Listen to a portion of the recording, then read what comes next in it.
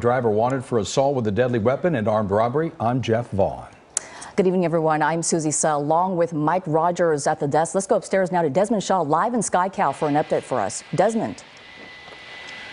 Jeff and Susie, we just heard here from the airship overhead. They believe there are 3 people in the car believed to be armed and dangerous because of the wants. Again, it is either armed robbery and or assault with a deadly.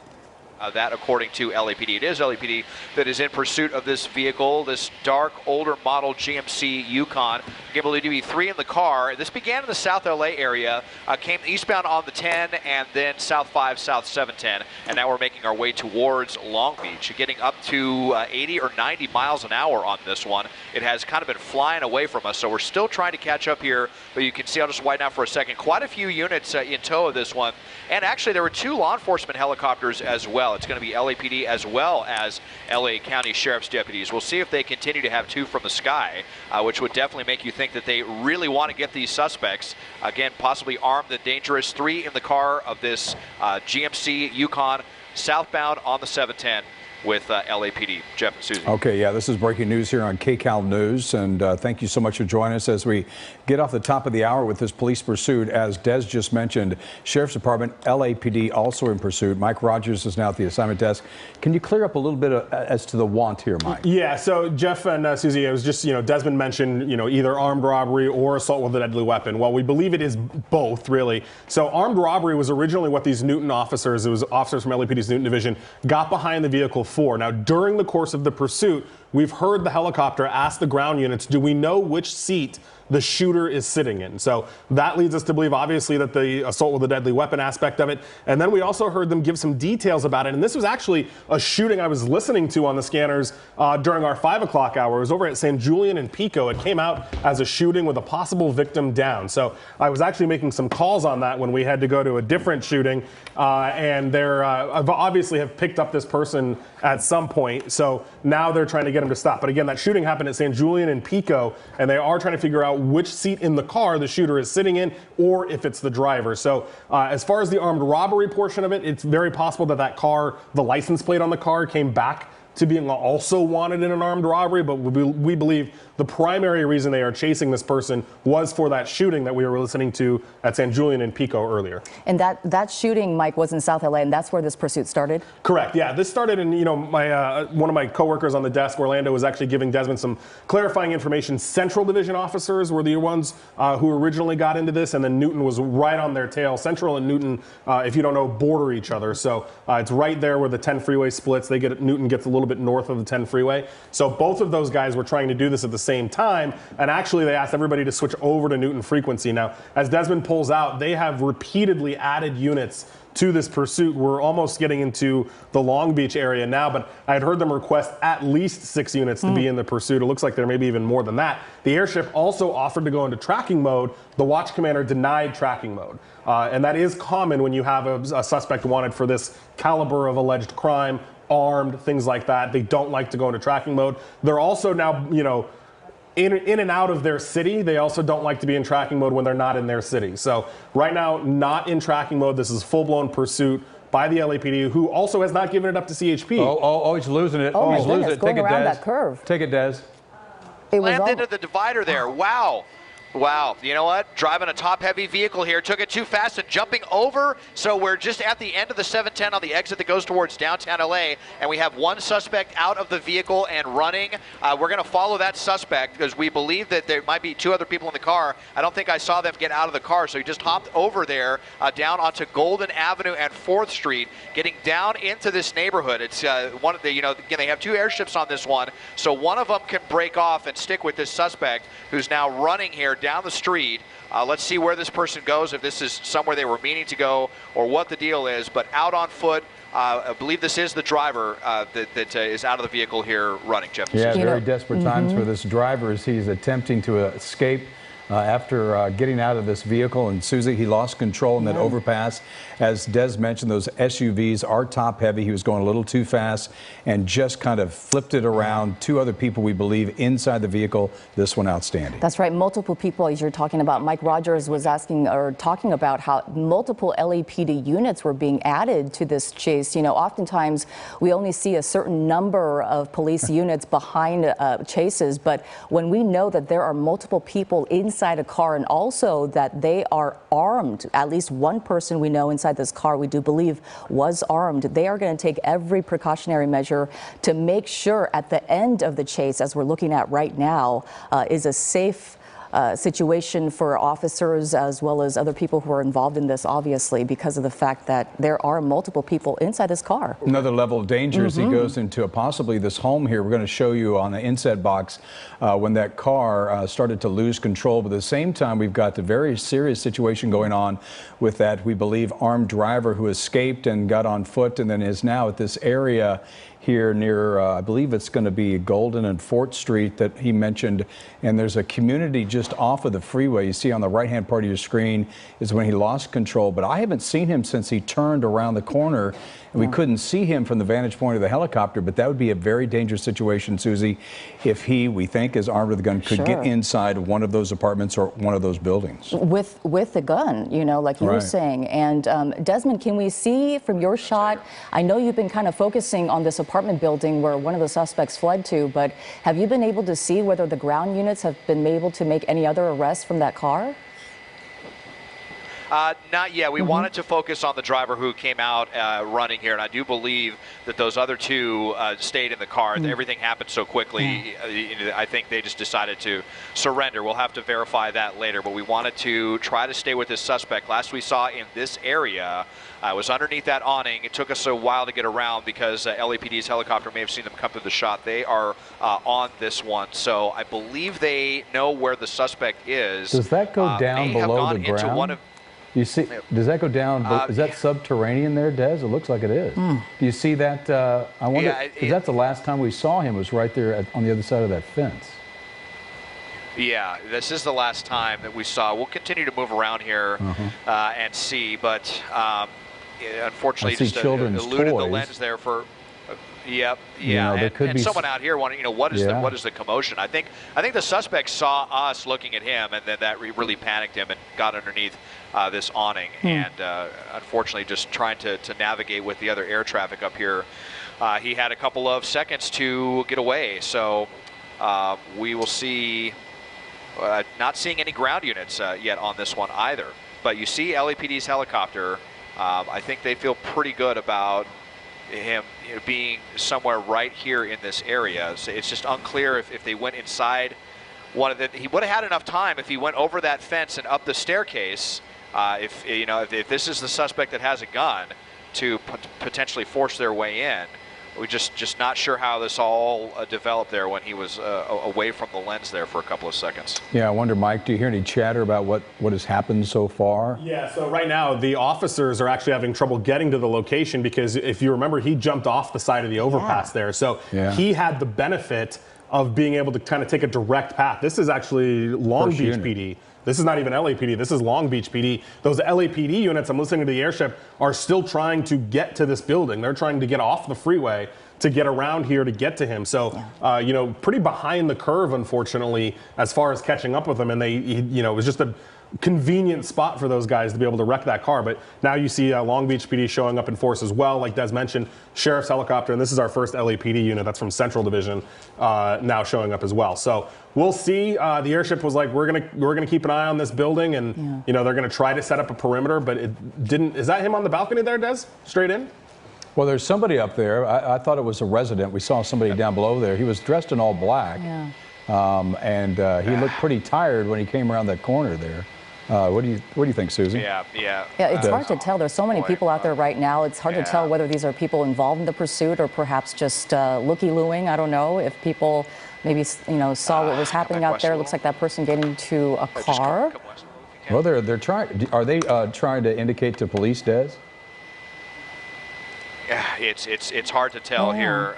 We're just dealing with some of these buildings, and all these kind of these people scurrying all over the place here, waving people down, widen out and see if they're talking with. Yeah, so here's police trying to set up their perimeter right now. They are waving in police. It certainly looked like they were waving them in here. So all it takes is one of these suspects to avoid the aircraft for 5 or 10 seconds, and it can just become incredibly difficult to determine where they ended up. I see a level of concern I'm not sure right there with LAPD those is groups. confident. I see a level of concern with those people right there.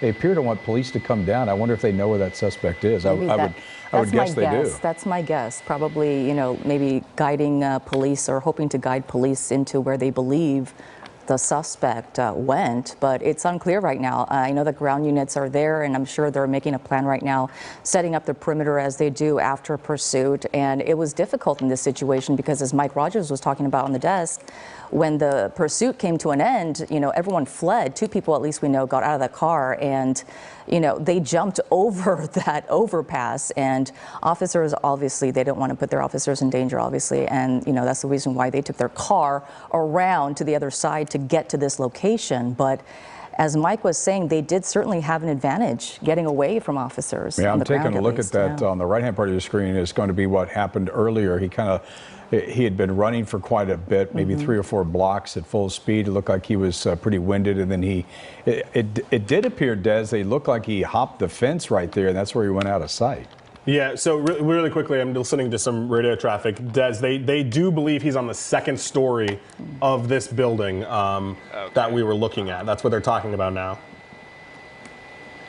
Yeah, that makes sense. It looked like he might have hopped the fence, and that's how he escaped our gaze for a second, which leads to that staircase up to the 2nd level. So, did he force his way into one of these units, or was this where they were trying to go? I mean, lost control there, taking that off ramp. So it would be pretty serendipitous for them to have lost control where he's trying to go. So it's still anybody's guess at this point, but definitely a concern because we had reason to believe that one of the people in the car was armed and dangerous. Let's bring you up to speed here real quick to all the viewers here. As we hit just about 10 minutes after the hour, we got on just a few minutes before the top of the hour here with this latest pursuit of assault with a deadly weapon suspect, armed robbery tied into a shooting in South LA at St. Julian and Pico. These are obviously very violent offenders. They kind of lost control of their SUV and kind of spun around on one of the overpasses there. 2 of those suspects, we believe there were 3, stayed inside of the vehicle. We assume that they are in custody. And then this one driver hopped out and then ran, and then that's where we are now. Absolutely. And again, the danger tonight, or the cautionary precautions that officers are taking right now, due to the fact that we know for a fact that at least one of these suspects are armed. So if one of them is armed, you don't know which one, obviously, and they have to take all the precautionary measures and set up a perimeter, make sure the residents are safe. Right now the big concern is obviously this building, who lives inside here, and if one of those suspects force their way into one of these units and maybe had a gun and scared one of the residents there and said, I'm going to stay here, and maybe hold them hostage. We don't know at this point. It could be a hostage situation. It could be a situation like that, which we have also seen. So obviously they're going to draw their attention and focus on this building here and getting whoever out as safely as possible and getting to that suspect who is possibly armed. We see that time and time again where they, in desperation, run, try to find an open door, an unlocked door, some way to get in and hide. That certainly looked like that was the situation today, Mike. Yeah, well, in the airship, just reiterating to the officers on the ground that he's very confident that they have this person in this perimeter. So not maybe necessarily in the building, but they're saying within the perimeter of this location. So they're pretty confident in that. And, just to your point about where people run, when he was coming here, it didn't look like he really was making a beeline for one specific spot. He looked like he was kind of looking around, trying to figure something out, and then he dipped around the back of the building there. But it looks like we see some movement in that doorway. I think that 2nd door is open. It's ajar. It doesn't look like it. It looked like someone was there. So, Des, what do you see? Do you see any activity at all on the 2nd level? I do see someone. It looks like a pair of legs, but it looks like someone wearing shorts. And I'm pretty sure, if I recall, the suspect was wearing pants. He was all black, right. Jeans, So all black. Yeah. So, but now the door is closing. And there was someone on the bottom story that didn't have a shirt on who came out initially, was wondering what all the ruckus was about. Looks like they've gone inside on that the floor right below. I think that they still have their door open. But yeah, LAPD was just circling this building like a hawk. There they go. There go the skids of their helicopter through our shot again. So they do seem to be very confident that this is where that suspect is. They did get here pretty quickly. I think, looks like that door is propped open as well here near the end of the building. Kind of hard to tell. I mean, we could have a SWAT situation doubled here. In on this one. We could have a SWAT situation here, Des. Tell us a little bit about likely. what the protocol is that you believe that the police would next take here. Well, I mean, they're probably not going to want to go door to door. I mean, it sounds like they think he's on the second story, and if that's what they believe, then they may eventually come to some of the bottom floors and try to tell people to get out. But then, you know, again, if they think that this person has a gun, it just makes things very confident, or rather complicated, I should say. They may just tell residents to shelter in place, and you know, if it is going to be a SWAT situation, then this could be an hours-long process. So they would have to have just a very high degree of certainty, you know, before they try going into any of these units. That's for sure. You know, we were talking about how there was a shooting involved in all of this before. We know little about that shooting, but as Mike Rogers at the desk was telling us, the shooting happened at St. Julian and Pico in South LA with a possible victim down. So if officers have that information, obviously they know that this person or people are capable of harming someone else with that weapon. And of course, the big concern tonight, Mike, being this building and what could happen inside that building. Right, and I did hear them ask to hold the crime scene at St. Julian and Pico, so they're still with that. I'm also listening to Long Beach PD, coordinating this with LAPD, but I want to point out, and Des, I don't know if it's just, you know, incidental where they ended up, but the corner of that building, it looks like now that the sun's starting to go down a little bit to the left, it looks like they've got their floodlights pointed at that top unit. I was looking at some of those police cars, so I don't know if they have, you know, exact reason to believe that they're in that spot, or if they're just pointing it at the building in general. But I did notice that there looks like there's some lights up there. Now, you also have to remember, we're now in a different city. So if this does turn into a SWAT situation or a SWAT call out, which, by the way, the LAPD airship has already offered to give Metro a call, which Metro for the LAPD Metropolitan Division houses their K9, houses their SWAT teams, all of that. So he's already offered to bring out Metro, so that decision is being made. But Long Beach police have their own SWAT, so you know, they could bring theirs out as well. It just all depends on the, you know, how the different agencies are going to want to play along with each other.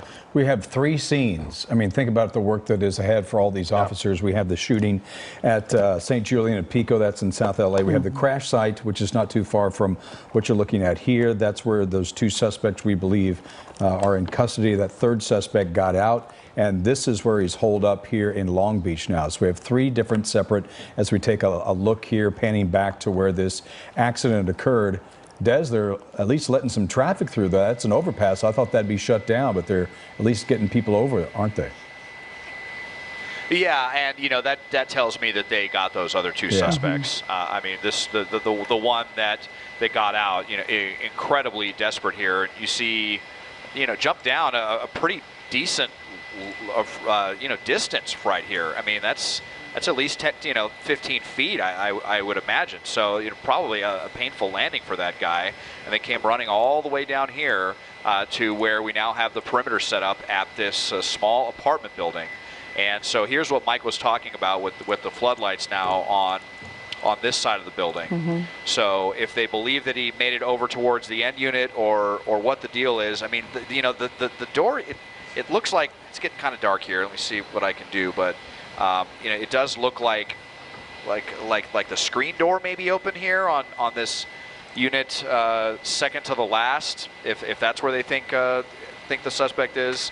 It's yeah, this is probably going to turn into a long drawn-out situation, I'm guessing, at this point. Boy, if that was where he jumped off there, Susie, from that 10 or 12-foot wall, that was just adrenaline, and he might be injured. And I couldn't believe when you take a look at this as he's panning back to the crash site where he jumped off of and then ran for another, looks like 2.5 blocks.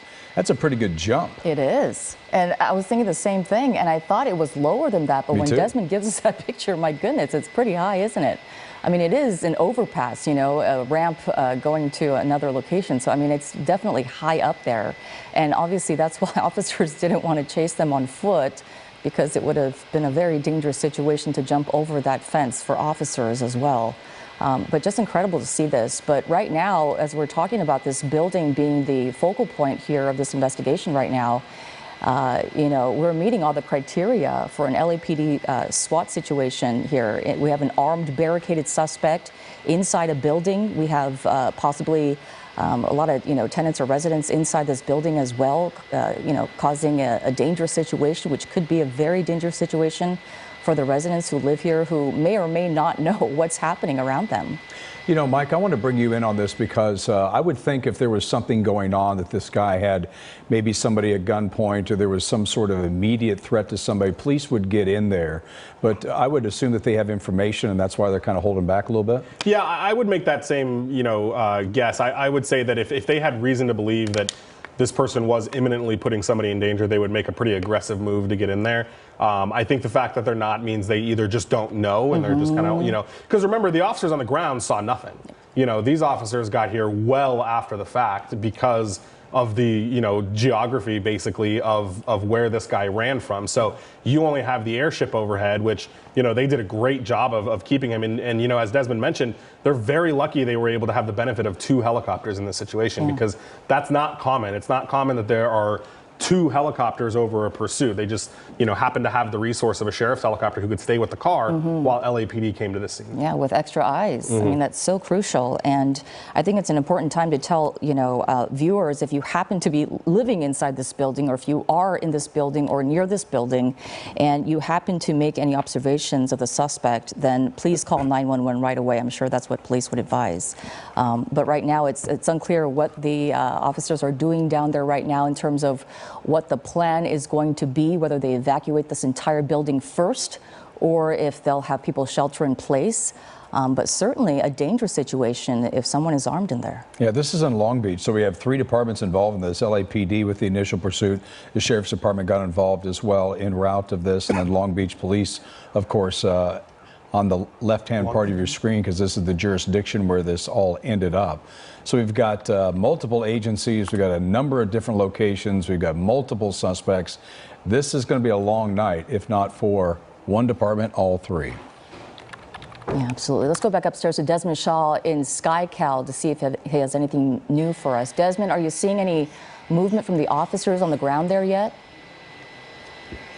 No, not at all. They're out with weapons drawn, and this is, you know, probably a stance that they're going to be in for some time. You know, if this is going to evolve into a SWAT situation, which it certainly seems like it's going to. LA County Sheriff's Deputy's helicopter has left the scene, so it's now just LAPD's helicopter that is over this, and we'll see how if they're going to be sticking around this one for, well, for the duration. Now here's someone peeking around, and again, this is where we saw someone that didn't have a shirt on come out and was just kind of initially wondering what was going on with their apartment building. But you know, in that time that we didn't see when we last saw the suspect right over here up against the fence, you have to wonder, because, you know, this door was already open, if they went inside that unit right here. It's kind of, you know, we've got at least 4, possibly 8. I think we have 8 apartments here. Look at these doors right next to each other, 4 on the bottom and 4 on top. So, but, you know, LAPD, they're not going to make an approach into this alleyway and be at kind of a strategic disadvantage if they believe that someone has a gun. So this is one of those ones that could turn into a very long night, like you said, Jeff. So, Des, we are going to keep you in place there. Of course, we have Mike Rogers on the assignment desk, as we'll continue to monitor this situation. Police in pursuit of armed suspects, 2 in custody.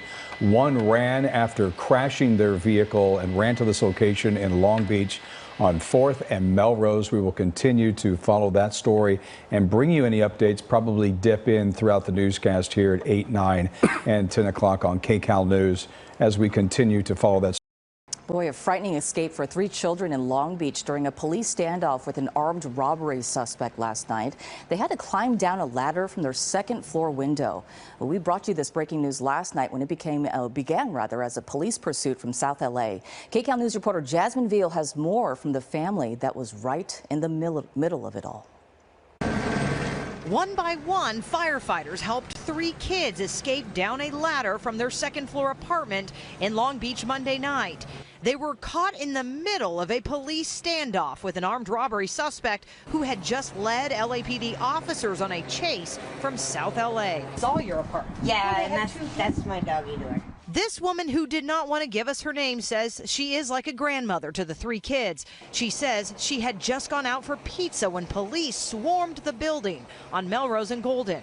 The 16-year-old was watching the little ones, and I never leave the house. Of all nights, I left the house. You can see armed SWAT team members also used the ladder to climb inside that window to get to the suspect, who was hiding in the apartment next door. It was a pretty scary situation for, my siblings and all of my neighbors here. Adrian Rios lives next door and says the suspect, who is a friend of his brother's, ran into their apartment after crashing the SUV on the I-710 Freeway. Whoa, whoa, whoa! Oh, whoa! He does come here very often. But, I guess it was easy for him to come here, because he does knows my brother. The door was open, my siblings were here. Rios says he was at work when he heard about the chase and tried to rush home. He was already inside the house. It was very scary. The LAPD says they were pursuing the suspect after shots were fired during an attempted robbery earlier that evening. No one was hurt. This grandmother says she is grateful to the 16-year-old who made sure his 5-year-old and 9-year-old siblings were safe. Did he go last and he got He did, yeah, he was the last one down. And about 3 hours after that chase started, that ended right here, that suspect who ran into this apartment building was taken into custody along with another passenger in that vehicle. Here in Long Beach, Jasmine